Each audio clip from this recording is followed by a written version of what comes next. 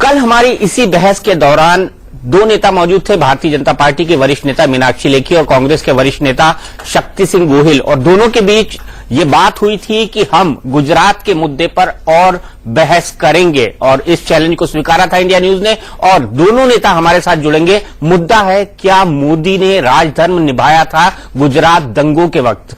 क्या कहा था उस वक्त अटल बिहारी वाजपेयी ने? उस पर क्या प्रतिक्रिया थी नरेंद्र मोदी की? उसके बाद अटल बिहारी वाजपेयी ने उस पर क्या कहा था? इन तमाम मसलों पर चर्चा होगी। हमारे साथ वो पत्रकार प्रिया सहगल भी मौजूद होंगी जिन्होंने मोदी से संबंधित सवाल उस वक्त अटल बिहारी वाजपेयी से पूछा था। लेकिन उससे पहले देख लेते हैं कि इस पूरी बहस का संदर्भ क्या है। 11 साल से भी ज्यादा हो चुके हैं, लेकिन गुजरात के मुख्यमंत्री नरेंद्र मोदी के सामने एक प्रश्न अटल चुनौती बनकर खड़ा है कि क्या उन्होंने राजधर्म निभाया? पूर्व प्रधानमंत्री अटल बिहारी वाजपेयी की मोदी को ये पुरानी नसीहत विरोधियों के लिए ऐसे हथियार है जिसका इस्तेमाल बीजेपी और मोदी पर वार करने के लिए होता रहता है। सच्चाई यह है कि 2002 के दंगों में मोदी को राजधर्म निभाने की नसीहत देने वाले वाजपेयी ने उसी साल दिसंबर में कह दिया था कि वो गुजरात की हालत से अब संतुष्ट है। 2005 में मोदी की सरकार को केंद्र की यूपीए की टेढ़ी नजरों से बचाने के लिए भी वाजपेयी ही सामने आए थे।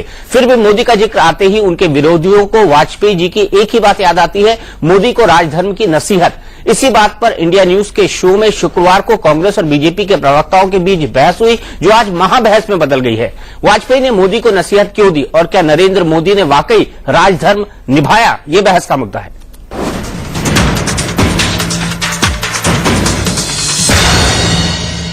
चीफ मिनिस्टर के लिए मेरा एक ही संदेश है कि वो राजधर्म का पालन करें।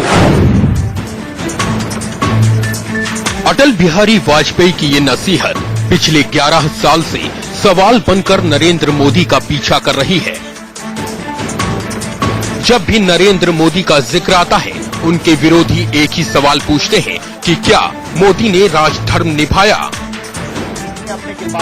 शुक्रवार को इंडिया न्यूज पर टुनाइट विद दीपक चौरसिया में एक बार फिर नरेंद्र मोदी का जिक्र आया तो गुजरात कांग्रेस के नेता शक्ति सिंह गोहिल ने मोदी के राजधर्म पर सवाल उछाल दिया। मैं मानता हूं, देखिए, हम सब राजनेताओं की भी एक जिम्मेवारी बनती है। जब सुप्रीम कोर्ट ने उस वक्त पे कहा if you can't protect your citizens quit, Vajpayee ji को उधर आके कहना पड़ा कि आप अपना राजधर्म निभाओ। शक्ति सिंह जी कुछ बोलते हैं तो आधी बात बोलते हैं, आधी लाइन खा जाते हैं कि श्री अटल बिहारी वाजपेयी ने कहा कि राजधर्म निभाने का समय है और नरेंद्र मोदी वही कर रहे हैं। इस तरीके का नहीं मीनाक्षी जी, अब ये तो मैं अटल जी के बगल में मौजूद था, ये तो ना कहिए कि वो ये तो मीनाक्षी लेखी जी, मैं आप वहां नहीं थी, मैं अटल जी के बगल में मौजूद था। ये रिकॉर्डेड स्पीच है, नहीं है, ये प्रेस कॉन्फ्रेंस है। दीपक जी, मीनाक्षी लेखी जी, मैं आपको कच्ची पूरी बाइट सुनवा सकता हूँ। मैं खुद वहां पे मौजूद था आपके साथ, और आप उसको देखिए। अटल जी ने कहा था, मैं चाहूंगी, मैं वो बाइट सुनना भी चाहूंगी। मैं आपको कल सुनाऊंगा और इसी पर बहस करूंगा और शक्ति सिंह गोहिल जी को सुनाऊंगा। अब आपको दिखाते हैं कि अटल जी ने नरेंद्र मोदी को राजधर्म निभाने का संदेश कब, कहां और क्यों दिया।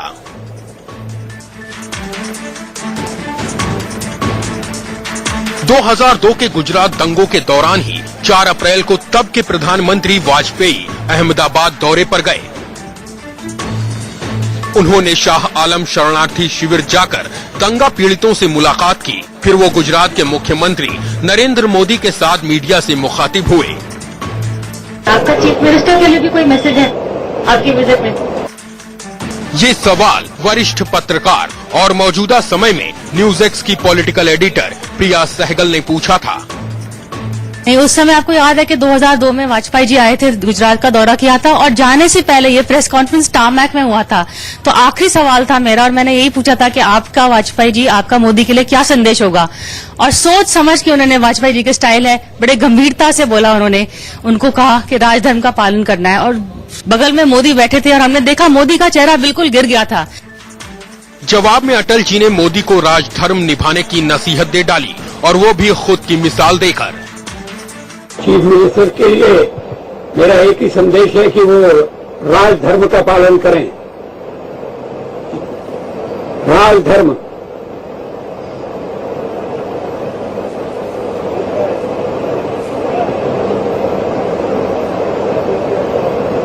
ये शब्द काफी सार्थक है।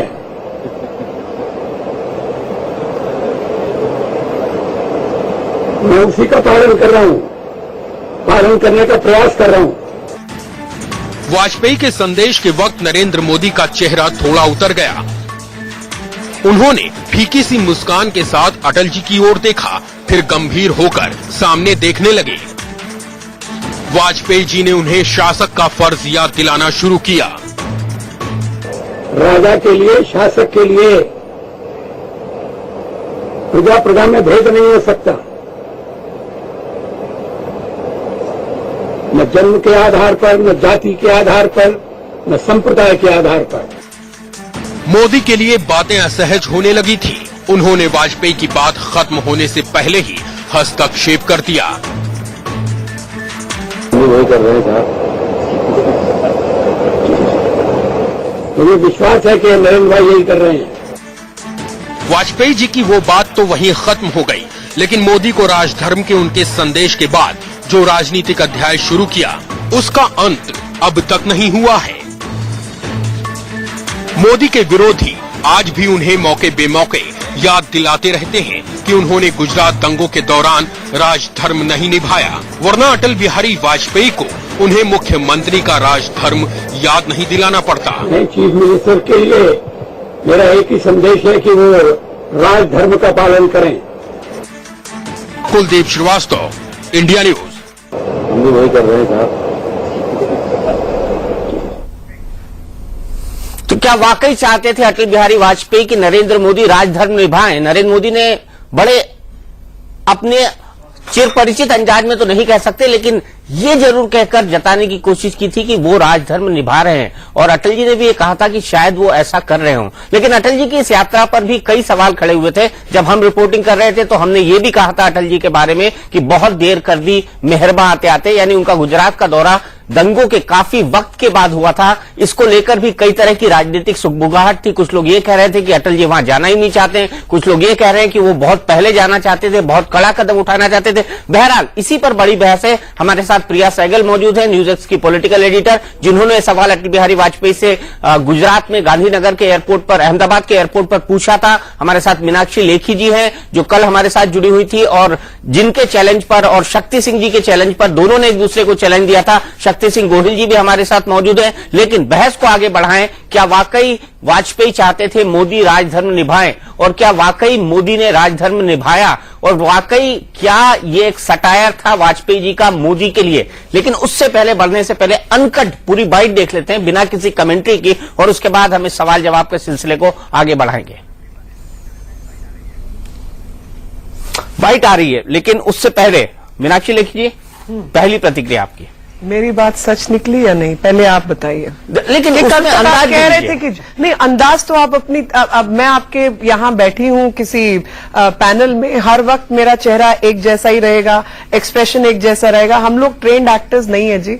हम लोग कोई पेशे से वकील है, कोई पॉलिटिशियन है, कोई एंकर है। एंकर को शायद थोड़ी बहुत एक्टिंग सीखनी पड़ती होगी, लेकिन हम लोग उसमें ट्रेनिंग नहीं रखते और चेहरे के भाव बदलते रहते हैं। मगर अगर आप फोकस एक भाव जो कि कुछ सेकंड्स के लिए आया उस पर रखकर टीवी की डिबेट शुरू करना चाहते हैं तो कल जो बात मैंने कही थी वो आज सच निकली और कल तक जो बेबुनियाद बातें हो रही थी अब तो उससे पीछा छोड़िए। 2002 के बाद गुजरात में एक भी दंगा नहीं हुआ, लेकिन पूरे भारतवर्ष में 5,500 दंगे हुए हैं और जिसमें 19,000 लोग मारे गए हैं, 19,000 लोग घायल हुए और 943 गृह मंत्रालय की रिपोर्ट के मुताबिक जो है 2011 तक मारे गए हैं, जिसमें आसाम के दंगों का जिक्र नहीं है। और जब आप आज भी 2002 पर आप सुई अटकाए हुए हैं तो कहीं ना कहीं आपकी सियासत दिखाई देती है, ना कि मेरी, क्योंकि जो मेरी बात थी वो सच निकली। चलिए, और जहां तक राजधर्म की बात है, आपकी वो बात सच निकली कि बाद में अटल जी ने कहा था कि आप वैसा कर रहे हैं, लेकिन उसका संदर्भ वो किस परिस्थितियों में कहा गया इसको भी देखना होगा मीनाक्षी जी। हम उस पर भी बात करेंगे। लेकिन शक्ति सिंह गोहिल जी, क्या राजधर्म निभाया था नरेंद्र मोदी ने? नहीं, पहले तो पूछिए झूठ बोलने का क्या करेंगे ये, उसके लिए क्या पनिशमेंट होनी चाहिए? जवाब दे दीजिए। बिल्कुल, मीनाक्षी जी का झूठ अब पकड़ा गया है, फिर भी कहना कि मेरा ही सच था। मैं मानता हूं ये व्यूअर्स और देश की जनता, दीपक जी आप भी एज ए जज तय करोगे। जो बाइट हमने देखी उसके बाद मैं मानता हूं कि आपकी ट्रेनिंग वाह, क्या कहना उसका। जी। ये जहां पर कहा जाता है, वाजपेयी जी कहते हैं, अगर आपने कल कहा था कि वाजपेयी जी की दूसरी लाइन आप सुनिए, हाँ। वाजपेयी जी ने कहा था कि नरेंद्र मोदी राजधर्म निभा रहे हैं। नहीं, यही नरेंद्र तो- मोदी ने कहा था कि साहब मैं वही कह रहा हूं, और उसके अगले- और वही उस कर वक्त रहा पे हूं, आप मैं वही उनका कर रहा हूं। चेहरा भी तो उसके अगले- देखिए, तब- और उससे आगे तब- जब आप बोलती थी मैं नहीं बीच में बोलता था, आपको मैं बड़े प्यार से सुन रहा था। और मैं भी यही उम्मीद करता हूं, क्योंकि हम एक मैच्योर डिबेट आज कर रहे हैं। स्कूल में बच्चे शेम शेम शेम शेम करते थे, वो तो बचपना था, वहां करते होते। पार्लियामेंट में यहाँ हो तो गया। हम यहाँ दिमागी बहस कर रहे हैं और हमारे सामने है और देश हमको देख रहा है।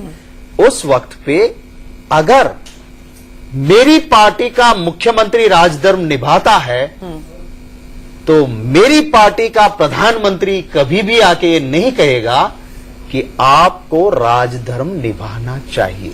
नरेंद्र मोदी जी ने कहा, ये क्यों कहा कि साहब मैं यही कह रहा हूं। और वाजपेयी जी की भी बाइट अभी मेरे पास भी है, यूट्यूब भी पर है, और दीपक जी अभी पूरी बाइट दिखाएंगे। उसमें उन्होंने कहा ये मानते हैं कि ये राजधर्म निभा रहे हैं। मैं एक कदम आगे बढ़ के कहता हूं, आपके नेता है जसवंत सिंह जी है। दीपक जी मैं साथ लेके आया हूं, ये जसवंत सिंह जी का इंटरव्यू।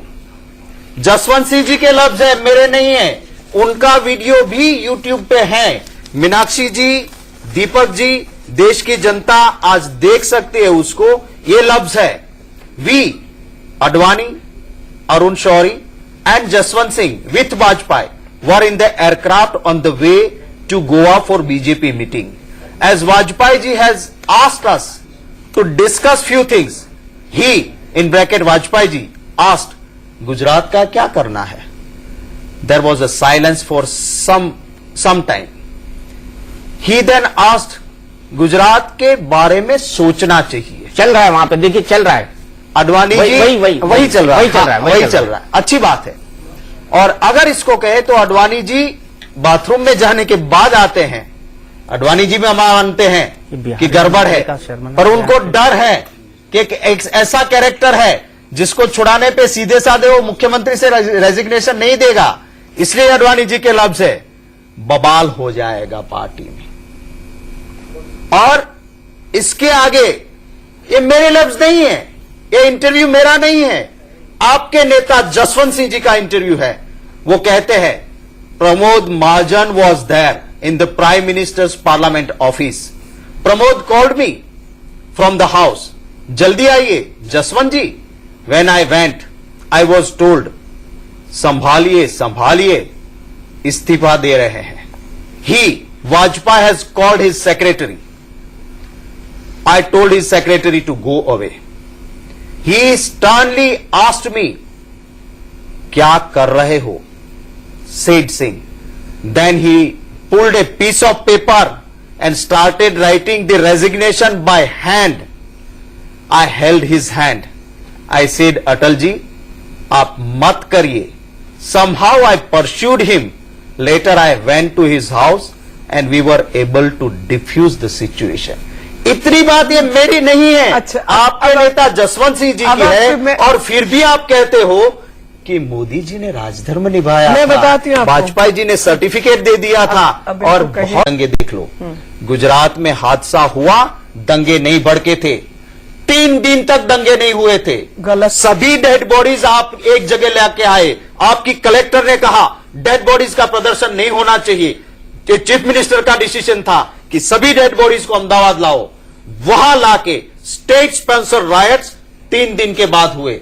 आप उस सिख रायट्स की बात करते हो। गलत। अरे क्या गलत, ये अब रिकॉर्ड है। मैं बता रही हूँ, मैं रिकॉर्ड बता रही हूँ। क्या बताओ, अब आप मेरा आपका भाषण मैंने सुन लिया, अब मैं आपको डिटेल आपको देती देता हूँ हूँ। ना। अब मैं डिटेल देती हूँ आपको। आप डेट्स बताइए। अरे डिटेल, मैं आपको डेट के कहता हूँ साथ डिटेल देती हूँ मैं। 27 झूठ बोलते हैं आप, झूठ बोलते हैं। 2002 अरे जब I'll हुए थे, tell you, I'll Ram tell you। के सेवकों को भी जलाया, फिर रहीम के बंदों को मरवाया। राम के नाम पे राजनीति करते हो। राम सेवकों को बचाने की जिम्मेवारी आपके मुख्यमंत्री की नहीं। मैं बताती उसके हूँ। बाद रहीम के बंदों को जलाना, जरा बोलिए, ये चुप। दोनों बात आप करते हो। उनकी भी बात सुन लेते हैं। एक डेट्स भी देना। अब आप मेरे को डेट्स- बताइए कितना डेट्स- टाइम है? नहीं, 5 आप मिनट? लीजिए आपको पूरा पूरा टाइम वक्त, और मैं बीच में नहीं टोकूंगा अच्छा, आपको। ठीक है।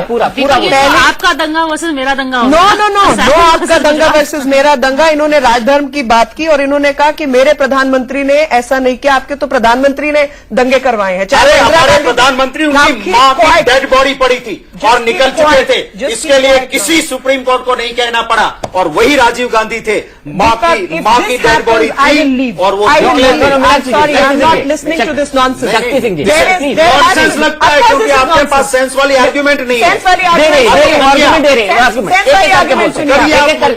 पूरा देश देख रहा है। हाँ, और पूरे देश को ये पता होना चाहिए, पूरे देश को पता होना चाहिए। मुझे भी बेवकूफ से राजीव गांधी, पर मेरी संस्कृति परमिट नहीं करती है ये। चलिए नहीं बोला, थोड़ा कूल डाउन करते हैं टेम्परेचर, उसके बाद मीनाक्षी जी बोलिए, आपका वक्त। इंदिरा गांधी सबसे बड़े दंगों में शामिल थीं, क्योंकि उनके समय में गुजरात के सबसे बड़े दंगे सन 1959 में हुए, और उसके बाद से लगातार हर साल गुजरात में दंगे होते थे, और उसमें कांग्रेस की सरकार थी, भाजपा की सरकार या कोएलिशन की सरकारें बाद में आई हैं, और 2000 और 90 के दशक के बाद आई हैं। 2002 के बाद पूरे भारतवर्ष में अगर कहीं दंगा नहीं हुआ तो वो गुजरात है। 2002 से 2013 के बीच में कहीं पर भी एक भी दंगा नहीं हुआ, लेकिन उस दौरान पूरे देश भर में 5,500 दंगे हुए, जिसका जिक्र कांग्रेस पार्टी नहीं करती है। जब इन्होंने कहा कि मेरे प्रधानमंत्री को ये शब्द नहीं कहने पड़े, तो इनके प्रधानमंत्री ने, अगर आपके पास वो कहीं आर्काइव्स में होगा, वो चलवाइए कि बड़ा पेड़ गिरता है तो धरती हिलती है, ये शब्द थे उनके।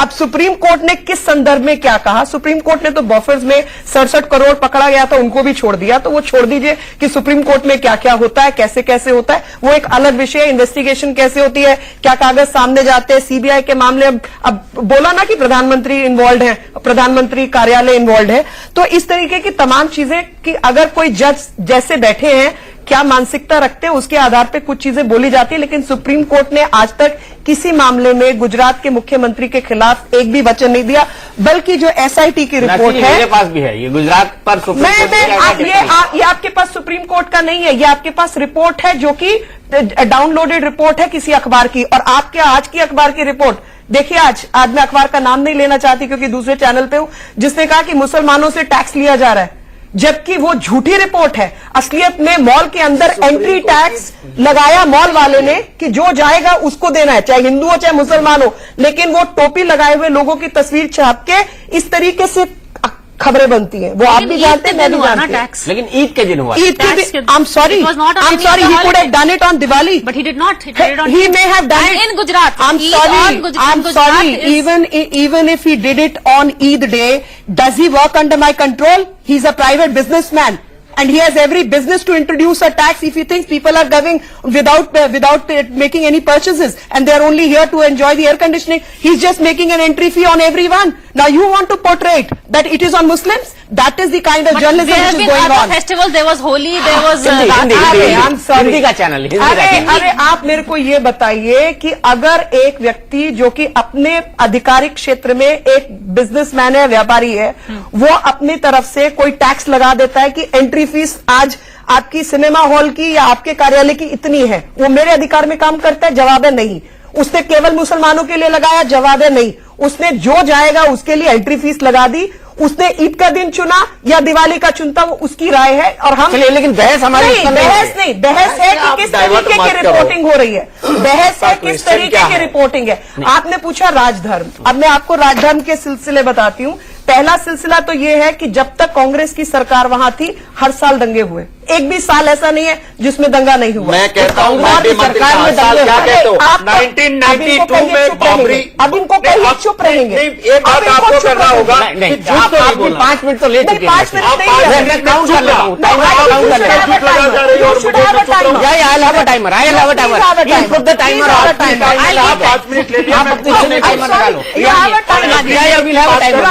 about him, the present, तोड़ने के लिए आप गए थे, उस वक्त पे हमारी सरकार थी, एक राम सेवक को कुछ नहीं हुआ। Leader of opposition went to the governor. इनके खिलाफ जो आज वो विपक्ष के नेता हैं, गवर्नर के पास चिट्ठी लेके गए थे कि कितने बड़े घोटालेबाज हैं शक्ति सिंह गोहिल जी, जो 1996 की बात है। 96 में मैं ऑपोजिशन में, अरे भाई आपको पता नहीं कौन कहा है और आप बात करते हैं। मैं बात करती हूँ, और उसके बाद इसके लिए गवर्नर के पास, मैं कहता हूँ मैं पॉलिटिक्स छोड़ दूंगा, अगर ये सच बड़ी निकला, बात कह रहे हैं। मैं पॉलिटिक्स छोड़ दूंगा। मैं वो मेरे खिलाफ political बात करप्शन का कोई लेके नहीं गवर्नर। दिक्कत नहीं है। आपको मैं कहता हूँ दूसरी चैलेंज है, आप बुला लीजिए।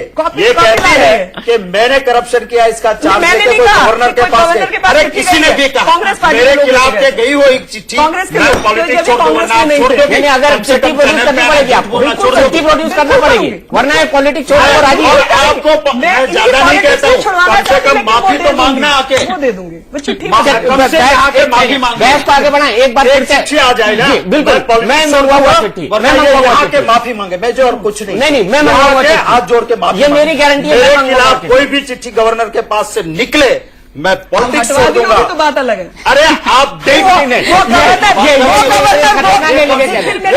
एविडेंस लाने देगी, फिर मेरे को सेकेंडरी एविडेंस आने दो। आप बिल्कुल लाना लाने दो। Secondary, third grade, fourth grade, किसी भी ग्रेड का एविडेंस लाके देना।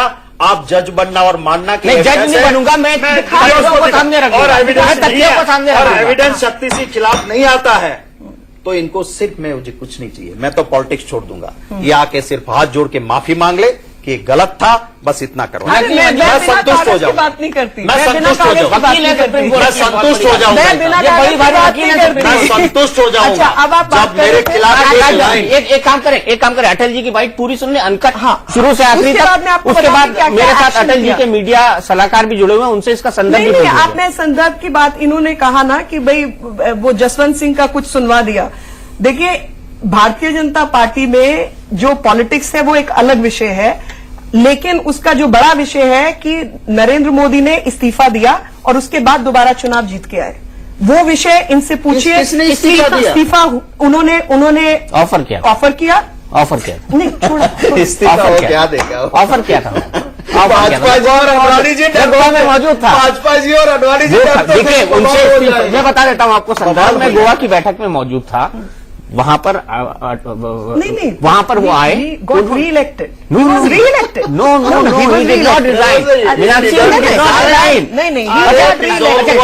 आप जिससे बोले उससे पूछते हाँ, हैं। डिसॉल्व हुआ ना हाउस। नहीं, डिसॉल्व तो टाइम पर हुआ ना, टाइम पर हुआ। इलेक्शंस हुए नहीं, वो टाइम पर हुआ। Narendra Exactly my point. No, time पर हुआ इलेक्शन, टाइम पर नहीं हुआ। टाइम पर हुआ इलेक्शन, टाइम पर हुआ इलेक्शन, बिल्कुल तय समय पर हुआ। मीनाक्षी जी, आप चाहे तो चलो, गूगल पे आप- अपने फैक्ट आप चेक कर लेते हैं, point- लेकिन मैं सुनता हूं पहले अटल बिहारी वाजपेयी ने क्या कहा था, एक बार फिर से अनकट सुन ले। दूध का दूध, पानी का पानी। फिर प्रिया से पूछूंगा वो सवाल क्यों पूछा था और उससे पहले नरेंद्र मोदी ने उनसे क्या कहा था। सीधे देख लेते हैं क्या कहा था उस वक्त अटल बिहारी वाजपेयी ने उस प्रेस कॉन्फ्रेंस में जो उन्होंने एक दिन के दौरे के बाद करी थी। आपका चीफ मिनिस्टर के लिए भी कोई मैसेज है आपकी विजिट में? चीफ मिनिस्टर के लिए मेरा एक ही संदेश है कि वो राजधर्म का पालन करें। राजधर्म,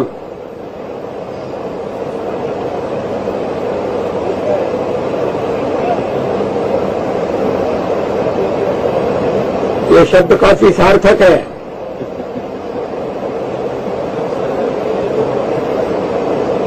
मैं उसी का पालन कर रहा हूं, पालन करने का प्रयास कर रहा हूं।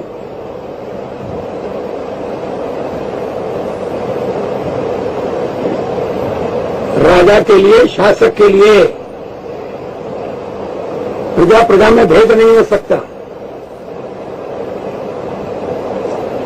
न जन्म के आधार पर, न जाति के आधार पर, न संप्रदाय के आधार पर। हम भी वही कर रहे हैं साहब। मुझे विश्वास है कि नरेंद्र भाई यही कर रहे हैं।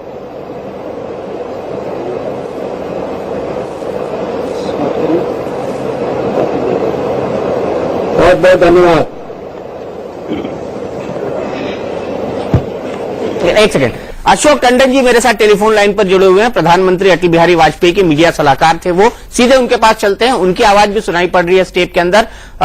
टंडन जी, क्या संदर्भ था, क्यों वो राजधर्म का संदेश देना चाहते थे नरेंद्र मोदी को अटल जी? देखिए, मैं ये सारी बहस को सुन रहा हूँ काफी समय से।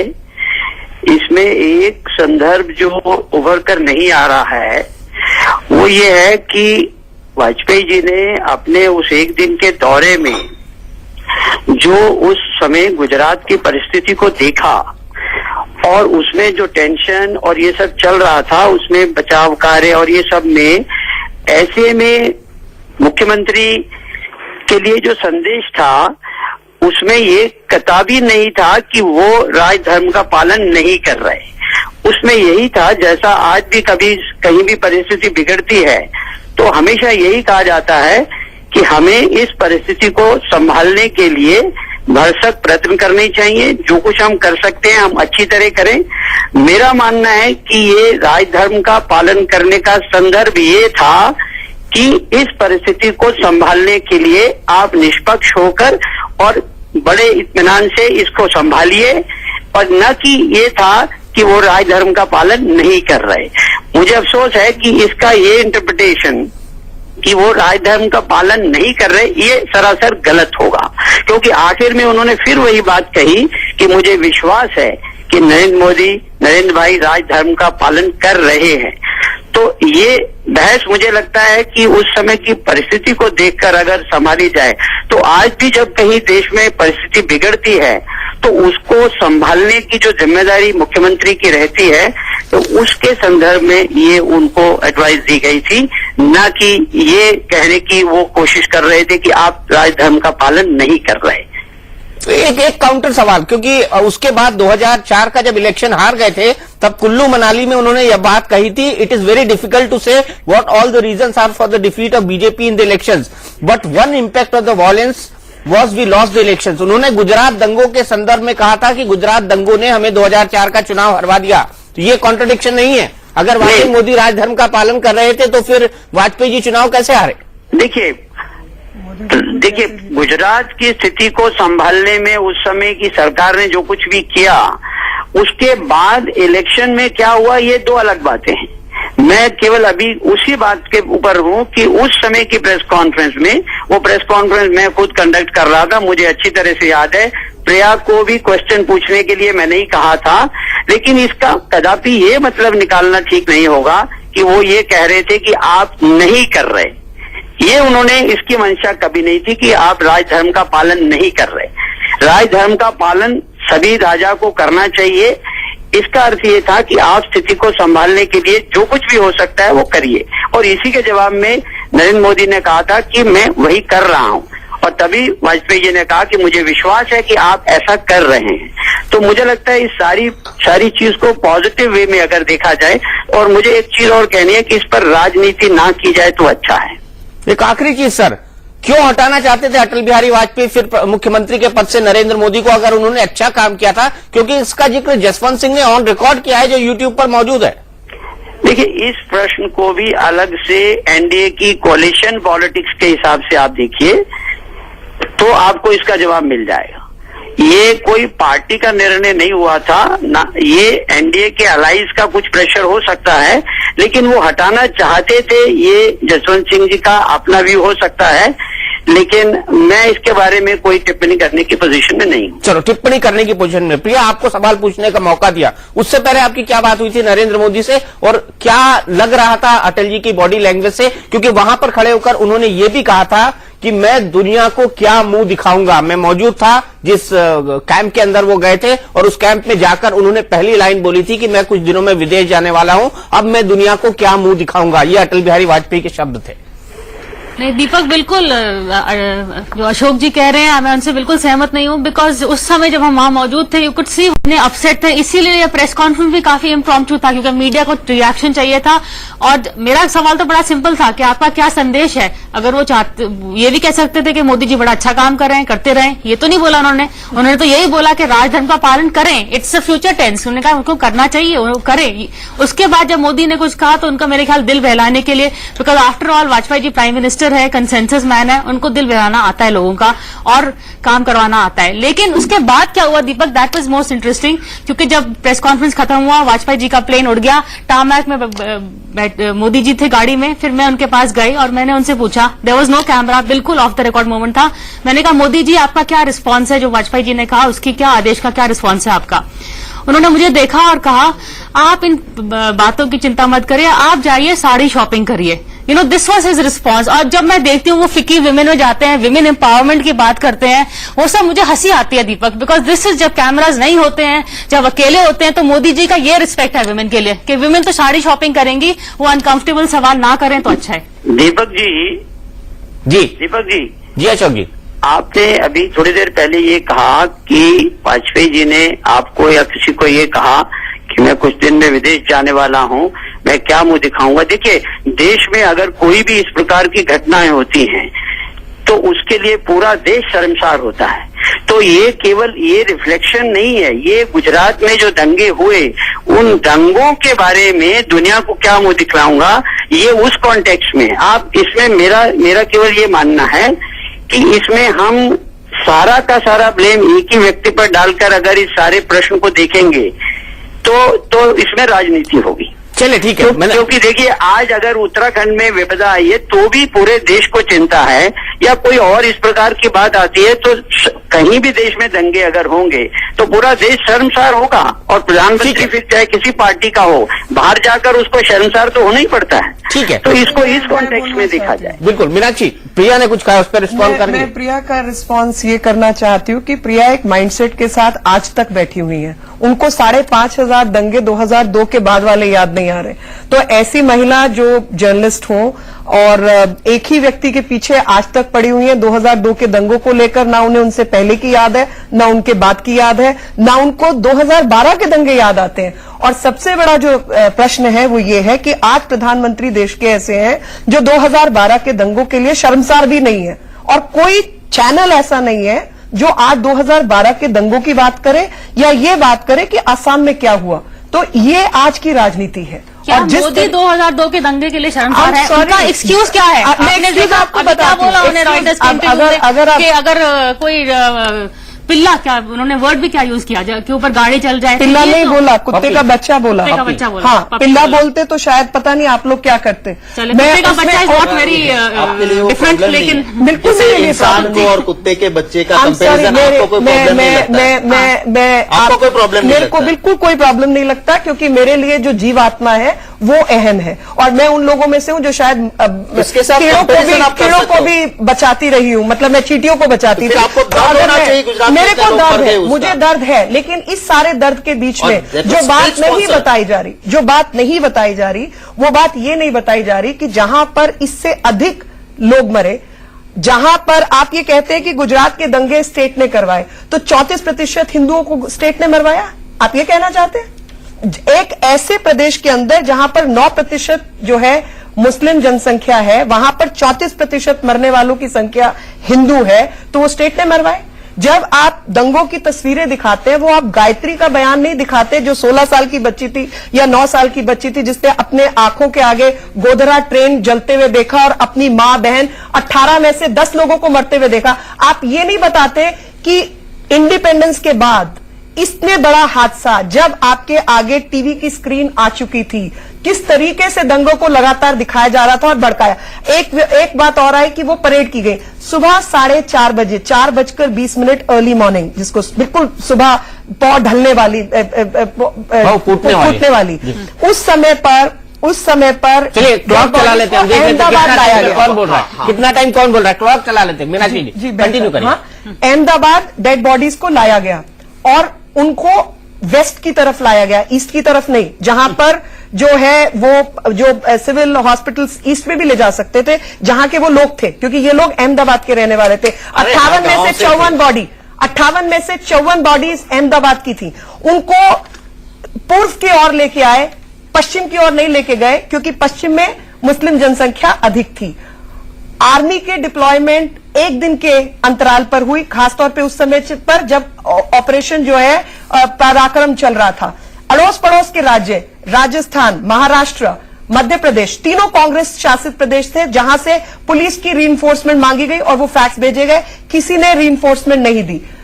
26 आर्मी कॉलम वहां डिप्लॉय हुए और टोटल जो है बुलेट्स 11,000 राउंड्स जो है पुलिस ने चलाए मॉब्स को कंट्रोल करने के लिए।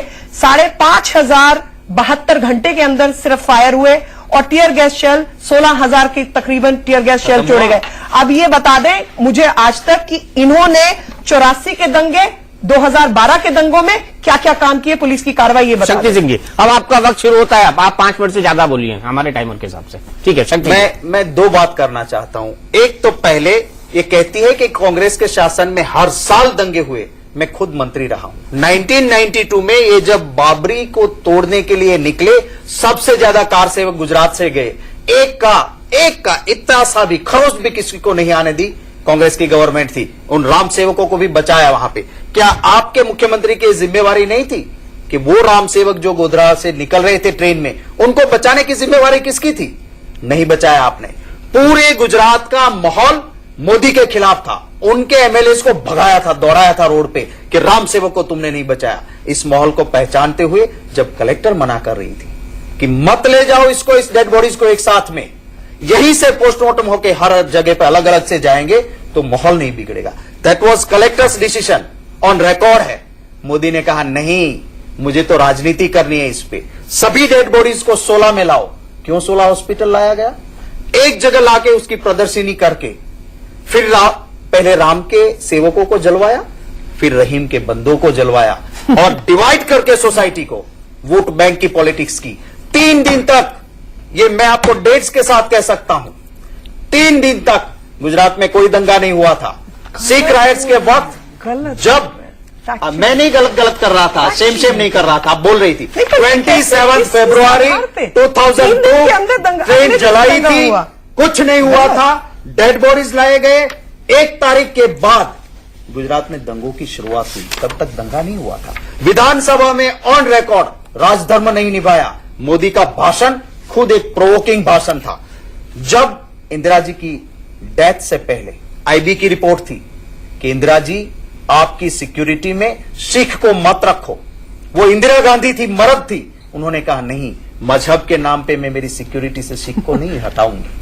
वो वही इंदिरा गांधी थी जिसने इतना काम किया। आज मोदी के पास एक मुसलमान को फर्कने भी देते हो आप।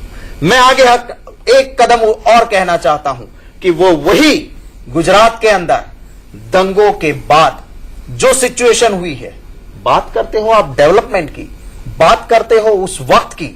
हर इलेक्शन में जब इलेक्शन नजदीक आता है, किस नाम पे वोट मांगा जाता है? गुजरात में डेवलपमेंट पे वोट नहीं मांगा जाता है। वहां पे मियां मुशर्रफ, वहां पे अफजल गुरु को फांसी, वहां पे आतंकवाद। और होता क्या है, मेरे पास कैग की रिपोर्ट है, मैं आपको दूंगा और मैं चाहूंगा मीनाक्षी जी को भी कॉपी दूंगा और आप टीवी की चैनल पे दिखाइए। गुजरात में मॉडर्नाइजेशन ऑफ पुलिस फोर्स के पैसे दिए गए, वो पैसे ठीक से नहीं यूज किए गए। पूरी बॉर्डर पाकिस्तान से लगी हुई है, खुली छोड़ दी गई है। वहां से आतंकवादी आने चाहिए, आतंकवाद होना चाहिए। यूपीए को गाली दो, मेरे पास पूरा बंदोबस्त, मैं सलामत रहूं, अक्षरधाम आतंकवाद के हवाले कर दूं। आतंकवाद के नाम पे राजनीति करके मोदी अपनी वोट बैंक मजबूत करते हैं। ये आज आपकी बहस थी, इस पे आप पूरे देश ने देख लिया। आज मेरे सलाहकार तो मेरे के बाद जो है उसी को सलाम करेंगे, मैं उनको तवज्जो नहीं देता हूं। पर जो हमने टैप सुनी है, पूरी देश ने सुनी है, क्लियर मतलब निकलता है। जो राजधर्म निभाता है ना, उनको तो शाबाशी दी जाती है कि ये राजधर्म होता है और निभा रहा है, मैं उसको शाबाशी देता हूं। ऐसा नहीं कहा गया था, जसवंत सिंह जी ने खुद कहा है इसमें। लेकिन शक्ति जी, एक चीज, if I want to interrupt, आप कह रहे हैं अफजल गुरु की राजनीति मोदी जी कर रहे हैं, लेकिन अफजल गुरु की राजनीति तो आपके कांग्रेस वाले ज्यादा कर रहे हैं। वो यूपी में इशू दिग्विजय सिंह, सलमान खुर्शीद, आतंकवादों का इशू तो उन्होंने बनाया था। उनकी राजनीति एक तरफा दिया। मैं कहता हूं कि इंडिविजुअली व्यूज हो सकते हैं, मैं आपसे सहमत हूं। मैं ये मानता हूं कि आतंकवाद वो मानवता का दुश्मन है। इसके खिलाफ पॉलिटिक्स से ऊपर उठ के हमें इस देश में आतंकवाद के खिलाफ लड़ना है। अब देखिए, मेरे पार्टी के टॉप लीडर्स, मेरी पार्टी की पॉलिसी कभी आतंकवाद की राजनीति पे नहीं रही। अब देखिए, ये कांधार छोड़ने गए थे, उस वक्त पे हमने कोई पॉलिटिक्स नहीं की, कोई पॉलिटिक्स नहीं की। हमने कहा था, कांग्रेस पार्टी ने, कि हम देश के हित में जो भी लगता है आपको। कारगिल में जब पाकिस्तान का सैन्य आया, इनकी विदेश नीति थी, क्या हालत हुए थे।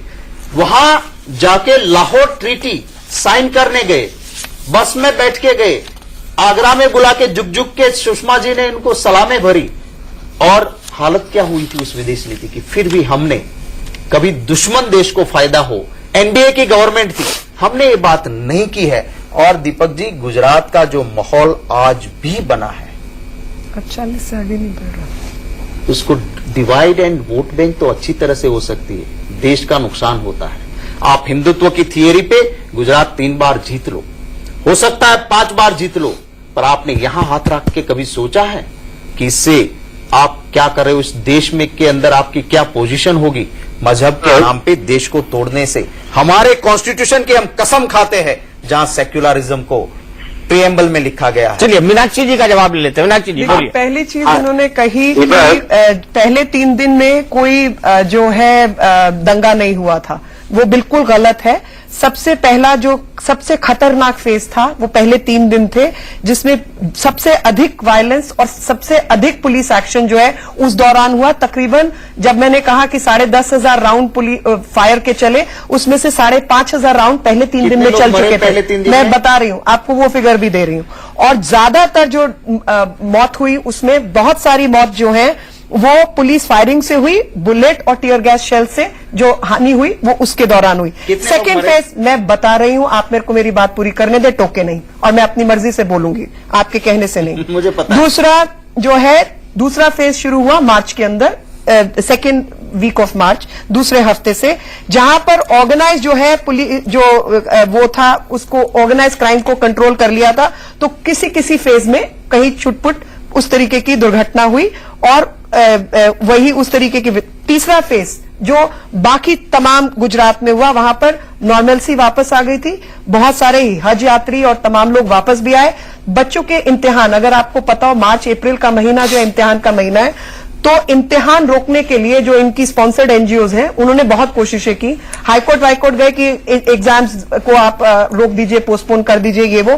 कोर्ट्स ने उनके खिलाफ, इनकी स्पॉन्सर्ड है क्योंकि वो ऑन रिकॉर्ड जो तमाम लोग हैं उन्होंने ये कहा है, अगर आप दोनों परमिट करेंगे मैं टाइम भी बढ़ा दूंगा। नहीं, उन्होंने ये कहा है इन्हीं के कुछ फेवरेट लोग कि हमें कांग्रेस से तीसता है कि हमें कांग्रेस से पैसा मिलता है और हमको सीपीआई की गवर्नमेंट से भी मिलता है, और वो एक रिकॉर्डेड टीवी इंटरव्यू में कहा है।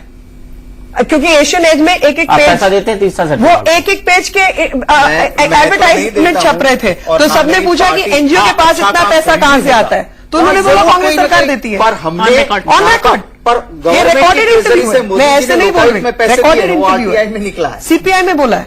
मेरे को अच्छा, चौथा फेज था अप्रैल का, जो कि अधिकतर पीसफुल था, जहां तक एरियाज जो उस समय शांतिपूर्ण रहे। 163 जो पुलिस स्टेशन है वो अफेक्टेड थे, 469 टोटल पुलिस स्टेशन है, जिसमें से 163 जो है वो अफेक्ट हुए, बाकी सब पीसफुल थे। 7 डिस्ट्रिक्ट्स अफेक्टेड थे 25 में से, यानी 25 बाकी जो है वहां पे शांतिपूर्ण माहौल था, बावजूद इसके कि इतना बड़ा हादसा हुआ था। और लगातार ये कहना कि गुजरात जल रहा है, ये हो रहा है, वो हो रहा है, तो सौराष्ट्र और जो दक्षिण गुजरात है वहां पर पूर्ण शांति थी, एक भी छोटा से छोटा, बड़े से बड़ा हादसा वहां नहीं हुआ। और उसी दौरान अगर आप बात करें, जो मैं बात कर रही थी राजधर्म वाली, 6,000 हज यात्री अपने घर लौटे इस दौरान। शिवरात्रि, मुहर्रम, होली सब चीजें मनाई गई, पूरे राज्य में मनाई गई। इलेक्शन हुए जिसमें 1,650 गांव की पंचायत जो है उनके इलेक्शन हुए मार्च और अप्रैल के दौरान, सब शांतिपूर्ण था। बोर्ड के एग्जाम हुए, बैंक की ऑपरेशंस हुई।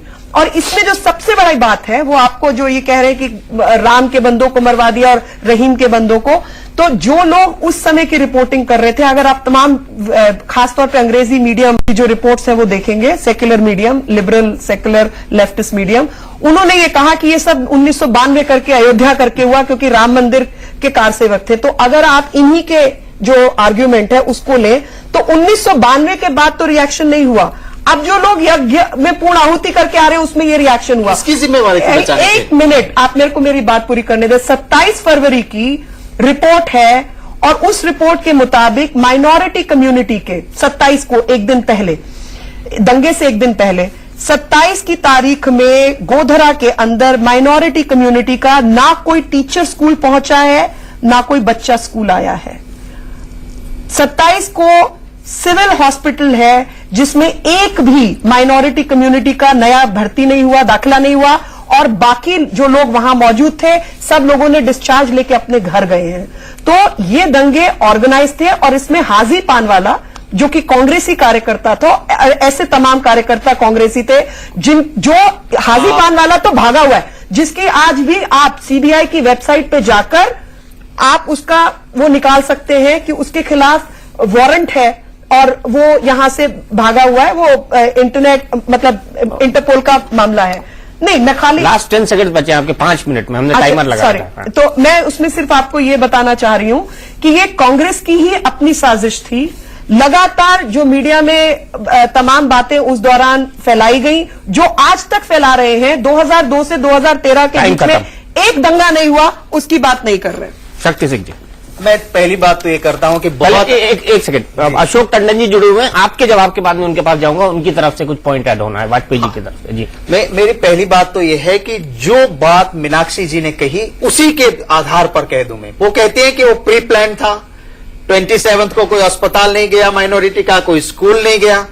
तो आपके बहोश मुख्यमंत्री क्या कर रहे थे उस वक्त पे? आपकी सेंट्रल आईबी ने कहा था, आपकी स्टेट की आईबी ने कहा था कि एक कार सेवक जाता है, और आप कहते हो कि 20। तो आपकी सरकार क्या जलसे मार रही थी? या सरकार चाहती थी कि करने दो, होने दो, थोड़े राम सेवक मरेंगे तो ही मेरी वोट बैंक मजबूत होगी, क्योंकि गुजरात में मैं हार रहा हूं। मोदी टेक ओवर करने के बाद 3 असेंबली के बाई इलेक्शन हुए, जो तीनों बीजेपी के एमएलए मरे थे, जगह खाली हुई थी, उसमें से 2 हमने कांग्रेस ने जीत लिए थे। सभी कॉर्पोरेशंस, राजकोट, अहमदाबाद, हमारे मेयर जीत के आ रहे थे। तो डिवाइड करना गुजरात को जरूरी था। राम सेवक मरते हैं तो मरने दो, उसको बचाने की जरूरत नहीं है। फिर इसी नाम को लेके मैं निकालूंगा गौरव यात्रा और रहीम के बंदों को जलाऊंगा, फिर हिंदुओं को डराऊंगा कि मैं हिंदू हृदय सम्राट तब तक हूं तब तक तुम सलामत हो, इलेक्शन में वोट दो, वरना सलामत तुम्हारी बेटी नहीं है। वो करके वोट बैंक की राजनीति करके ये कर रहे थे, इसलिए वाजपेयी जी को भी कहना पड़ा था कि राजधर्म निभाओ। कोई ऐसे नहीं कहेगा। मैं अशोक टंडन जी से भी विनती करता हूं कि यहां पर हम अगर हाथ रख के देखेंगे, मैं हिंदू हूं, मैंने वो राइट्स देखे हैं, पर मैं एक इंसान हूं और मेरा हिंदू धर्म कहता है कि चींटी काटती है उसको भी खाना खाने के लिए दो। मैं हिंदुस्तानी पहला हूं और मैं इसलिए मुझे दर्द हो रहा है कि ये राजनीति, मैं मीनाक्षी जी से भी कहता हूं और बीजेपी से भी कहता हूं कि कॉन्स्टिट्यूट असेंबली की जो बहस हुई थी उसको देख ले। बहुत सोच समझ के हमारे देश को सभी जाति, सभी धर्मों को साथ लेके चलने की सीख दी गई थी। क्या हुआ? सौराष्ट्र में दंगे नहीं हुए कहते हैं, क्यों नहीं हुए? भावनगर में 380 बच्चे जल जाते। राहुल शर्मा नाम का एक आईपीएस अफसर था, 7 दिन पहले भावनगर में आया था, दंगे हो रहे थे, खुद जान पे खेल के गया राहुल शर्मा वहां पे। उन्होंने 382 बच्चों को बचाया, that is on record. Advani ji आए भावनगर में, सबके सामने उनको बधाई दी और 7 दिन में राहुल शर्मा को भावनगर से उठा लिया। आज तक उसको परेशान करते हैं मोदी, आज तक। ऐसे कितने आईपीएस अफसर हैं जिन्होंने इंडिपेंडेंट काम किया है। ये कांग्रेस की बात करते हैं। राइट्स हुए, जिसका भी नाम निकला है कांग्रेस ने उसको टिकट नहीं दी है। मोदी ने माया कोडनानी को राइट्स में आने के बावजूद टिकट तो दी, मिनिस्टर बनाया, आज जेल में बैठी हुई है। एक बंदा जो खनन माफियागिरी में, चोरी में, ट्रायल कोर्ट उसको कहती है कि आप जिम्मेवार हो, इंप्रिजनमेंट हो जाती है 3 साल से ज्यादा की, वो आज मंत्री बैठा हुआ है। 420 करोड़ परसोत्तम सोलंकी ने खाया है। हाईकोर्ट कहती है कि एफआईआर फाइल करो, एफआईआर दर्ज होती है। यहां पवन बंसल जी के भांजे के खिलाफ कुछ होता है, पार्लियामेंट नहीं चलती है कि भांजे का नाम आया, मामा रिजाइन कर दे। मॉरल बेस पे यहां पे रेजिग्नेशन। चलिए हम दूसरे मुद्दे पर, moral and Modi never travel together, so उसकी moral and Modi never travel together. Meenakshi ji, इसमें मैं आऊंगा, लेकिन एक क्लैरिफिकेशन मैं अशोक टंडन जी के साथ लेना चाहूंगा। अशोक टंडन जी, आपसे एक अपील की है शक्ति सिंह गोहिल जी ने, क्या आप उनकी बात सुन पा रहे थे आप? मैं पूरी बहस को सुन रहा हूँ। मेरा दीपक जी आपसे एक निवेदन ये है कि मैं समझता हूँ आपने ये जो 2 दिन की बहस की है, इसका मकसद कोई बिटरनेस क्रिएट करना नहीं था। देश में किसी भी तरह की आपस में बिटरनेस हो, मुझे लगता है ये इसका आपका उद्देश्य नहीं था। मेरा मानना है और मेरी सलाह ये है कि इस बहस में से आप एक पॉजिटिव मैसेज निकालें और देश को दें। और वो पॉजिटिव मैसेज ये है कि वाजपेयी जी ने जो राजधर्म का पालन, ये जो एक टर्म यूज की है, उसको क्यों ना हम यूनिवर्सलाइज करें, सभी लोग राजधर्म का पालन करें। अगर सब चीफ मिनिस्टर प्राइम मिनिस्टर और सभी लोग अपने अपने राजधर्म का पालन करते रहेंगे तो मैं समझता हूं कि इस बहस का कोई फायदा होगा। आज अटल जी की तबीयत ठीक नहीं है, अगर हम उनके इस संदेश को सारे राजनेता इसको एक्सेप्ट कर ले, मान ले कि हाँ हम सब राजधर्म का पालन करेंगे अपने अपने तरह से, तो मुझे लगता है कि सचमुच में इस 2 दिन की बहस का कोई फायदा निकलेगा। चलिए, बहुत बहुत शुक्रिया। अब आप दोनों इस बहस को जारी रखना चाहेंगे या खत्म करना चाहेंगे? मैं सिर्फ एक डाटा दे के खत्म करना चाहती हूँ 1 मिनट में। हाँ, ठीक है। मैं भी हाँ, यही कर- 1959, 1985, 1986, 1987, 1990, 1992, 93 और लिस्ट चलती जा रही है। ये तमाम दंगे हुए 440 1970 से, मैं उससे पहले की गिन भी नहीं रही हूं। और तमाम दंगे कांग्रेस शासित प्रदेशों में हुए, महाराष्ट्र, असम, आंध्र प्रदेश, आप जहां मर्जी गिन लीजिए। आज तक एक भी कन्विक्शन नहीं हुआ, एक भी कन्विक्शन नहीं हुआ। और जहां पर कन्विक्शंस हुए, कोर्ट्स ने काम किया, वहां की जो लोकल सरकार और लोकल पुलिस एडमिनिस्ट्रेशन है उसने काम किया, तो ये क्रेडिट देते सुप्रीम कोर्ट को। सुप्रीम कोर्ट ने एसआईटी बनाई जिसमें मात्र 8 केसेस गए हैं, जबकि 1000 केसेस हैं जिनके ऊपर वहां की पुलिस ने काम किया। वहां की जो जुडिशरी है, जो ट्रायल कोर्ट की, वो राज्य सरकार के नीचे होती है, जिसने ये काम किया, उनको क्रेडिट नहीं देते। 2002 से 2013 तक शांति रही, उसका कोई जिक्र नहीं करता। और बावजूद उसके कि उस दौरान 2008 में अक्षरधाम हुआ, आईवी की कुछ रिपोर्ट्स आई, कुछ काम हुए, उन सब में हर जगह ये लोग राजनीति करते हैं। यहां तक कि गृह मंत्रालय अपने एफिडेविट्स भी बदल देता है। पर ये थोड़ी कि एक दंगा हुआ था उसके बाद दंगे नहीं हुए तो he should get a clean good performance. नहीं, तो जो दोज हुए बैट ऑन द बैक थोड़ी मिलना है। जो दंगा 2000 में हुआ उसके बाद यही करवाते हैं, नहीं चाहते नहीं। अरे वाह, मतलब पैट ऑन द बैक उस आदमी को मत दो। जॉब कि दंगे नहीं होने चाहिए तो नॉर्मल होना चाहिए, उसके लिए क्यों आप शाबाशी दे रहे हैं? नहीं, आप उनको शाबाशी मत दो, उसके जिम्मेवार तो मानो, उसको लताड़ते रहो, इसकी जिम्मेवारी लेकिन है। जहां पर दंगे हुए उनका जिक्र मत करो। ये बेईमानी है, ये बेईमानी है। शक्ति सिंह, मैं सिर्फ 1 मिनट में मैं मेरी बात खत्म करूंगा। मैं पहले ये कहता हूं कि गुजरात के अलावा बहुत जगह दंगे हुए, कहीं स्टेट स्पॉन्सर राइट्स नहीं थे। और जो भी सरकार उसके बाद आई, किसी सरकार से अपने स्टेट से बाहर ले जाओ, ये केस आपके स्टेट में नहीं चलेगा। बेस्ट बेकरी महाराष्ट्र में चलेगा। सुप्रीम कोर्ट को अगर ऐसा कहना पड़ा हो, मैं मानता हूं इतना ही काफी है कि राजधर्म आज भी नहीं निभाते हैं, टोपी पहनाते हैं, पहनते नहीं हैं। ये वही इंसान है। मुझे बताइए इतने दंगों में कि दंगे के जिम्मेवार को किसी पॉलिटिकल पार्टी ने मंत्री बनाया हो? और बैठे हुए मंत्री, बैठे हुए मंत्री कन्विक्टेड, अरे कन्विक्टेड है आपका मतलब मंत्री, आप बयान देंगे, आप लोगों को मरवाएंगे, नहीं बोलता आपके था, खिलाफ आप केस नहीं अभी बनेगा। खुद पड़ी ना।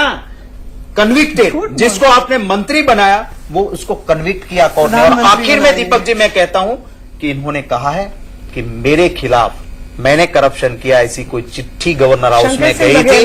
शंकर सिंह अब वगैरह बदल गए, अभी बदल गए। मैं नहीं बदली बाबा।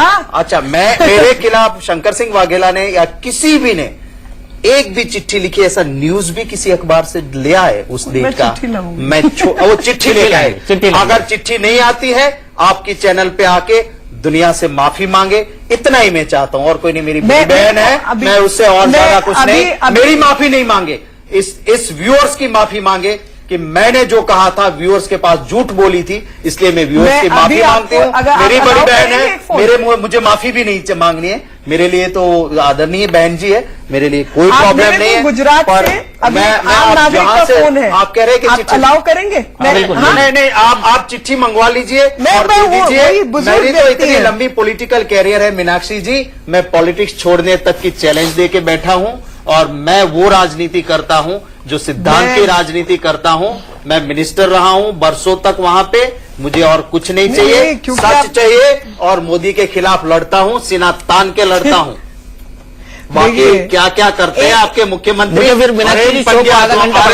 था, आपका मंत्री रहा था भाजपा का, वहां उसकी बीबी के आंसू तो पहुंचने जाइए। आप एक बहन है, उसकी बीबी को जाके पूछिए तो सही कि हरेन पंड्या को किसने मरवाया है। आरएसएस का बैकग्राउंड है, मोदी का मंत्री था उसकी कैबिनेट में, उसको मरवाने में कौन थे?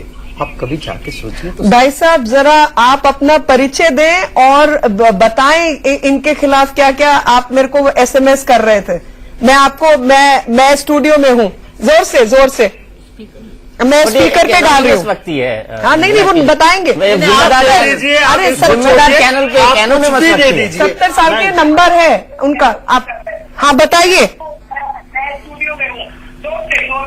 हाँ देखो मैं शक्ति जी से ये बात कर रहा हूँ।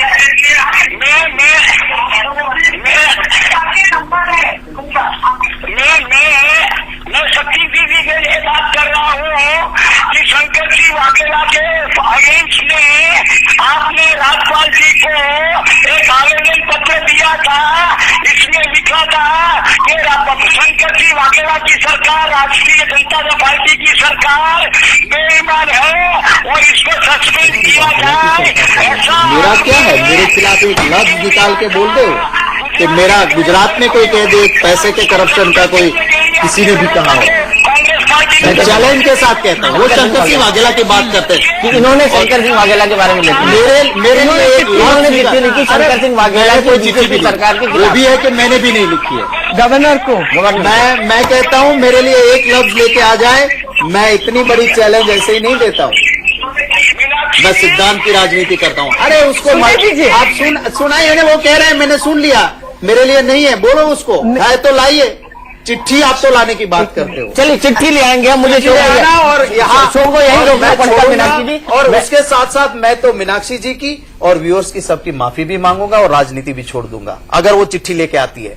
नहीं आती है, मेरी बहन है, मुझे उनसे कुछ नहीं चाहिए, सिर्फ व्यूअर्स की माफी मांग ले। चलिए इसी नोट पे इस कार्यक्रम को हम यही खत्म करते हैं, क्योंकि इंडिया न्यूज पर खबरों का सिलसिला लगातार जारी है।